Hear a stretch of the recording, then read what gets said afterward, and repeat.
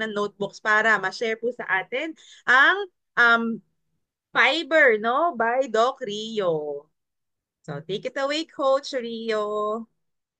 Coach Doc Rio. Ayun. So, okay po yung audio, no? Okay na po, opo. Ayan. So, thank you po yan, sa pag-attend niyo po today. Magandang umaga po sa inyo lahat. Ako po si Rio. So, ang background ko po, ako po ay isang dentista. Ginamit ko po ang Herbalife Nutrition as a sports nutrition.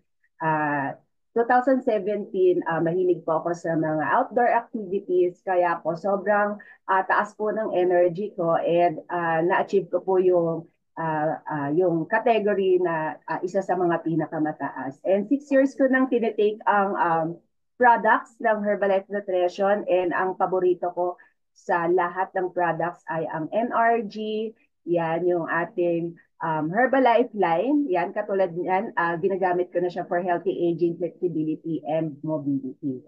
Yan. So, okay na po ako dun sa ano ko. So more on ano po ako yung sa active po. Kaya po big help po ang ang nutrition sa atin lalo na sa pang-araw-araw na gawain. So ang ating topic for today, parang hindi masyadong interesting pero importante ito. Yan, so salamat sa lahat ng naka-attend today. So ang topic natin is all about know your dietary fiber, a guide to soluble and insoluble fiber. So yan pong topic na yan ay galing sa isang article sa video library ng herbalife.com by Susan Bowerman. Yan. So, ano nga ba ang meron sa soluble and insoluble fiber? And ano nga ba ang fiber? So, ngayong araw na to, kahit papaano, maiintindihan po natin kung ano ba talaga yung dietary fiber.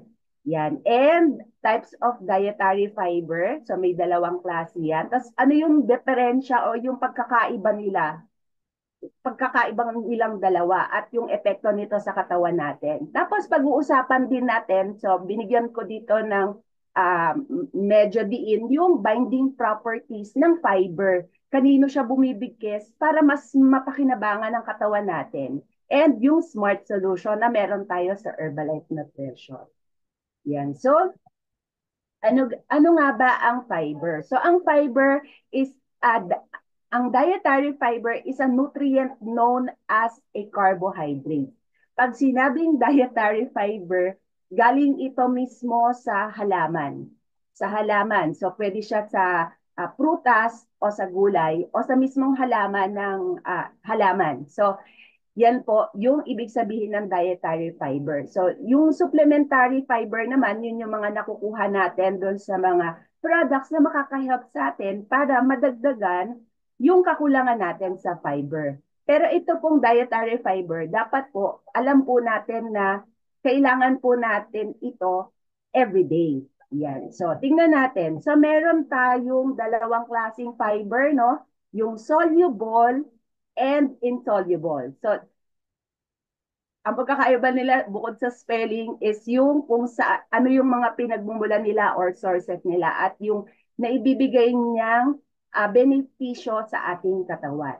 Yan. So, umpisahan natin kung paano natin i-differentiate yung dalawa.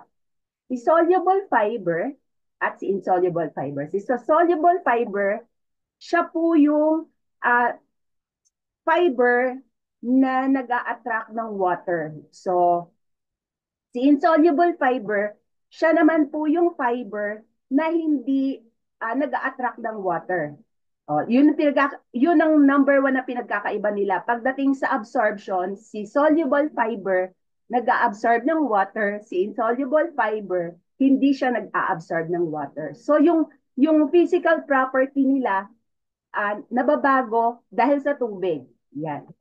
So, pansinin po natin to, no? Soluble fiber can be found in oats and rye, chia, barley, vegetable, katulad ng broccoli and carrot. So, meron din siya sa root tubers or flaxseed, nuts, and etc. Si insoluble fiber can be found in bran layers of cereal grains whole legumes, yan, nuts and seeds, potato skins, and vegetable. So, etong dalawang to, makikita nyo po, uh, pwede nyo pong makita sa isang pagkain ng, sa isang prutas. So, pwedeng yung isang prutas, pwedeng makita mo sa kanya yung soluble and insoluble uh, fiber. Yan. And kung mapapansin nyo, karamihan ng insoluble nanggagaling po sa gulay. At yung soluble, nanggagaling po siya sa mga yung bunga. Bunga ng halaman o bunga ng puno. Yan. At kapag po, teka lang po yan. Kapag naman po, pine-prepare siya, mapapansin nyo po, nag-iiba na po yung itsura ng soluble fiber. For example, yung soluble fiber, binigyan ano dito, yung chia seed or oatmeal. Kapag binabad mo yan siya sa tubig, namamaga siya. So, nag-iiba yung form niya. While si insoluble fiber, kahit ibabad mo siya ng matagal sa water, hindi siya nagbabago, katulad ng nasa picture na yan, na mais. And then, sa mga labels po na mga kinakain ninyo, pwede nyo pong matagpuan itong mga pangalan na to na nagpe-present ng soluble fiber. Katulad sa soluble fiber, fructans, inulin, pectin, carrageen, raffinose, xylose. Yan. Pag nakikita nyo po yan sa mga product nyo, ibig sabihin yun po ay uh, uh, type ng soluble fiber.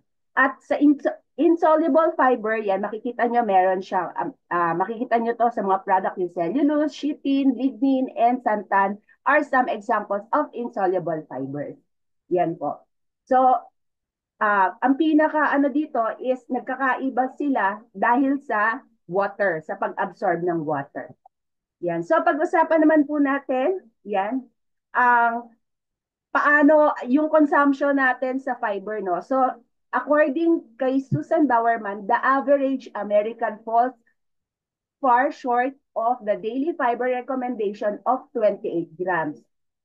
So, sa mga researches po, sa Filipino, hindi rin po natin talaga ito nami-meet daily. So, most of us only eat about 14 grams a day. So, masyadong kulang. Kulang na kulang tayo sa fiber, which means we may be missing out of health benefits. Kaya marami po sa atin na nagkakasakit dahil lang po namimiss po natin kumain ng sapat na gulay at prutas. Yan. So, pansinin niyo po ito, are you eating enough fiber? So, kung mapapansin niyo, ito yung mga examples sa mga fiber na merong amount ng examples ng mga pagkain na may amount ng fiber. So, ang pinag-uusapan natin dito, fiber na po, no? Soluble man yan or insoluble. So, sa isang apple, meron siyang 4 grams of apple. Imaginein mo, kung kailangan mo, kung ikaw ay lalaki, kailangan mo ng 30 grams. Kapag babae ka, kailangan mo naman ng 25 grams. So, kung apple lang yung iisipin mong kakainin, ilang pirasong apple na may 4 grams para ma-meet mo itong fiber mo, recommended daily fiber mo. So, makikita nyo dito sa 40 grams, maraming iba't ibang klase ng pagkain ng gulay at prutas ang kakailanganin natin para ma-achieve natin yung recommended na fiber sa araw-araw. Yan. So, eto po, dito po tayo magbibigay ng diin yung binding properties ng fiber. Bakit ba siya masyadong importante sa katawan natin, lalo na sa digestive system natin? Kasi sa digestive system natin, doon nakatira yung immune system natin. Kaya yung pakiramdam natin in a day ay dahil do sa kondisyon ng digestive system natin. So, ito po. So, pag-uusapan natin si soluble fiber. Alam niyo po ba na si soluble fiber ay nagbabind siya sa cholesterol and bile acid? So, nagbabind ito sa cholesterol molecules at bile acids sa digestive system natin. So, ang resulta nito, tumutulong siya na mabawasan yung bad cholesterol sa dugo, kaya't nakakatulong ito sa pag-iwas sa heart disease. Yan. So, nagbabind din po ito sa sugar or glucose. So pag galing sa pagkain, sugar. Pero pag yung sugar, kinain mo na, yung pagkain na may sugar, kinain mo na. Pag nasa dugo na siya, ang tawag niya na glucose. Yan. So, nagbabind ito, nagbabind ang soluble fiber sa sugar or sa mga asukal na kinakain natin sa pagkain at nagre-resulta sa mas mabagal na absorption ng glucose. So, nakokontrol nito ang blood sugar levels na mahalaga para sa taong may mga kondisyon na diabetes. So, kung gusto mong maiwasan na bumaba yung sugar mo, kailangan mo ng soluble fiber. And then, nagbabind din ito sa dietary fat. Yan. So, kaya't mas kaunti yung naa-absorb ng fat sa loob ng katawan natin dahil dito kay soluble fiber. Yan. So, nakakatulong siya sa weight management and cholesterol control. Yan. So, ito pong tatlong properties, binding properties ng soluble fiber ay nagsisilbing regulator para mapanormal ang cholesterol, blood sugar, at weight management o yung timbang mo. So next, si toxin at si soluble fiber ay nagbabind din sa toxin and harmful compound. So maaari rin ito magbind sa toxin or heavy metals na nakakatulong sa detoxification ng katawan. And then, si soluble fiber, kapag nag-bind kay water, ano mangyayari? Nagiging gel-like substance siya. Katulad ng sinasabi ko, nagbabago yung physical property niya. Nagiging gel-like substance siya na tumutulong sa pagpapabagal ng digestion at pagbibigay ng pakiramdam na lagi kang busog. Yan. So, si soluble fiber din ay nagbabind sa mga ibang certain drugs. Kaya po, kapag nire-resetahan kayo ng doktor pag masama yung pakiramdam nyo, merong mga gamot na pwedeng inumin after kumain o kailangan may laman ng tiyan. Meron din gamot na hindi mo siya pwedeng i-take nang walang laman ang tiyan. Yon. So malaki yung part dito ng soluble fiber para magkaroon ng better absorption ng tinitake mo, kinakain mo sa loob ng katawan mo. So itong binding properties ng soluble fiber ay malaki ang benepisyo sa katawan natin. Yan. So at least kahit paano sa mga binding properties na to, may makuha po kayong aral. So next, punta po tayo kay insoluble fiber. So si insoluble fiber ay hindi natutunaw sa tubig at sa halip ay nananatiling buo habang dumadaan sa loob ng digestive system. Yan. So hindi ito direktang nagbabind tulad ng soluble fiber, ngunit mayroon itong particular na mechanism kung paano ito nakikipag-ugnayan sa iba't ibang bahagi ng katawan. So narito yung mga nagbabind kay insoluble fiber. So nagbabind din siya sa water, no? Pero hindi siya natutunaw. So sumisip-sip lang siya ng tubig habang nasa loob ng bituka. Kaya importante na kapag tayo ay kumakain ng fiber, kailangan uminom tayo ng maraming tubig. So nagdadagdag ito ng bulk o dami sa dumi kaya't mas madaling na ilalabas yung waste natin. So, nagbabind din siya sa ating feces or sa ating dumi, sa solid waste sa loob ng colon or sa large intestine. So, tumutulong ito na gawing mas buo at madaling mailabas ang dumi na nakakatulong sa constipation or irregular bowel movement. And nagbabind din siya sa bacteria. Ano bang bacteria ito? So, hindi ito nasisira ng digestive enzyme ng tao. Pero nagiging pagkain ito sa mga good bacteria. So, kung ang insoluble fiber, hindi siya natutunaw or nasisira pagka nagbabind siya sa water, pero nagiging silbi ito bilang pagkain ng good bacteria sa loob ng katawan natin. So, nagkakaroon tayo ng malusog na microbiome. Kasi kapag maganda yung microbiome ng tiyan mo, mas healthy ka, mas mataas ang immune system mo. Yan. So, nagbabind din siya sa mga toxin or carcinogens.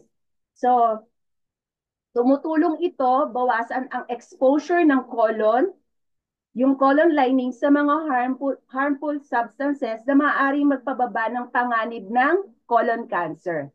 Kaya para maiwasan na magkaroon tayo ng colon cancer, kailangan natin ng insoluble fiber. And last, yung excess waste material. Nagbabind din yan kay insoluble fiber. Tumutulong ang insoluble fiber na sa paglipat ng iba't ibang particles tulad ng mga natunaw na pagkain o sobrang waste material para mas mabilis itong mailabas sa ating katawan.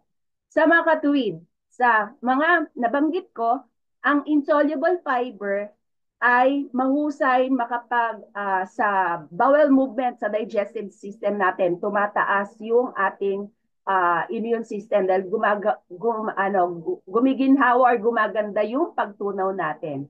At isa pa, ito yung transportation ng lahat ng waste material sa loob ng katawan natin mula sa mga pagkain kinakain natin. Lahat ng sobra, lahat ng nakakasama, si insoluble fiber ang magdadala niyan palabas ng ating katawan para magkaroon tayo ng regular bowel movement. Yan. At dito sa Herbalife Nutrition, meron tayong mga smart solution. So, kung ikaw ay mahilig sa mga buffet, mahilig ka kumain, so meron tayo, ini-introduce po natin itong fiber band. Anong ginagawa ni fiber band? Pag uminom ka ng fiber band, binablock niya yung fat. So, binablock niya yung fat para mailabas siya as waste material uh, sa proseso ng digestive system. At meron tayong fiber and herb or uh, uh, fiber and herb na siyang nagwawalis ng mga waste material sa loob ng katawan natin during process ng digestive system. So itong dalawang to in form of tablet, kung ikaw ay hindi pala kain ng gulay, ayaw mo nang ngumuya, gusto mo nang nilulunok na lang na tablet, maganda po itong recommendation para doon sa mga kakilala nyo or mga batang hindi kumakain ng gulay na okay lang sa kanilang lumunok ng tableta. Yan. So meron din po tayo, ito po yung bagong product na isa sa mga paborito ko, ang Active Fiber Complex. So meron siyang 6 grams of fiber sa isang timplahan. So makakakuha ka ng 6 grams of fiber as a supplement ha, bukod doon sa mga kinakain mong pagkain na may fiber. It promotes regularity, supports growth and friendly intestinal bacteria, add to the Formula 1 for a thicker, smoother shake. Kasi ito, pagka ginawa mo lang siyang juice, mapapansin mo, merong mga powder na hindi siya talaga natutunaw, na medyo magaspang sa lalamunan, pero masarap ang lasa. Yan. So, combined with Simply Probiotic for added digestive health benefits. And bukod doon, low glycemic siya. And meron siya ito yung mga primary ingredients niya.